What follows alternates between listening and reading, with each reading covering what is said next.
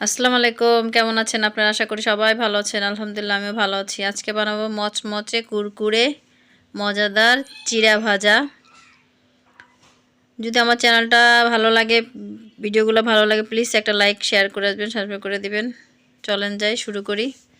তো এখানে আমি বড় সাইজের একটা পেঁয়াজ কেটে নিয়েছি, 4-5টা কাঁচা মরিচ। এগুলোকে একটু ভালো করে ভেজে নিব। এটা ভালো করে ভেজে আমি এখানে আপনার একটা রসুন নিয়েছি, বড় সাইজের একটা রসুন কেটে নিয়েছি পাতলা পাতলা করে। এটাকে আমি একটু বাদামের কালার করে নিব আর কি। এখন আমি এখানে স্বাদ মতো লবণ দিয়ে দিলাম। বাকি মশলাগুলো দিব এখন আমি এখানে। সামান্য একটু হলুদ গুঁড়ো, সামান্য একটু ধনিয়ার গুঁড়ো, সামান্য একটু জিরার গুঁড়া, মানে সব মশলা আমি অল্প অল্প করে দিব। মরিচের গুঁড়া দিয়ে এগুলোকে ভালো করে ভেজে নেব। আমার মশলাটা কিন্তু ভাজা হয়ে গেছে, দেখেন সুন্দর একটা স্মেল আসতেছে, রসুনের সুন্দর একটা। তো আমি চিড়া ছিল, চিড়াটাকে ভালো করে ঝেড়ে পরিষ্কার করে রেখে দিয়েছিলাম। এখানে 2.5 কাপের মতো হবে চিড়া। তো চিড়াগুলোকেও ভালো করে মিক্স করে নিব।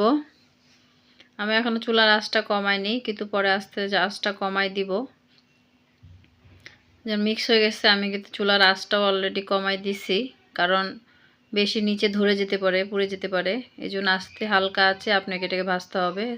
আর এখানে আমি একদম 1/2 চামচের মতো হবে বিট লবণ ইউজ করেছি।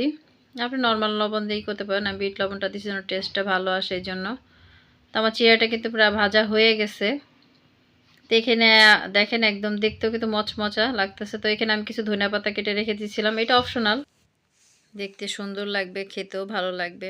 আমার কিন্তু এটা চিড়াটা যে ভাজছি পুরা ঘরে ঘ্রাণে ভরে গেছে, এত সুন্দর একটা স্মেল বের হয়েছে। যাই হোক, আপনারা এরকম ট্রাই করতে পারেন। তো এটা আমার হয়ে গেছে, আমি একটা ঢেলে হয়ে গেছে। তো এখানে একটা প্লেট নিয়েছি, সেখানে আমি চিড়াটা ঠান্ডা হওয়ার জন্য ঢেলে দিব। চিড়াটা যত ঠান্ডা হবে তত কিন্তু মচমচা হবে খেতে। খেতে সত্যি এত ভাল লাগছে, একদম ঝাল ঝাল, একদম বাসায় হাতে হাতে বানানোর জিনিস, ফ্রেশ জিনিস।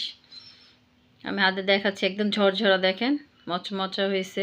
আপনাদের কাছে চিড়া ভাজাটা কেমন লাগলো অবশ্যই কমেন্টে জানাবেন, শেয়ার করে দিন, সাবস্ক্রাইব করে দিবেন।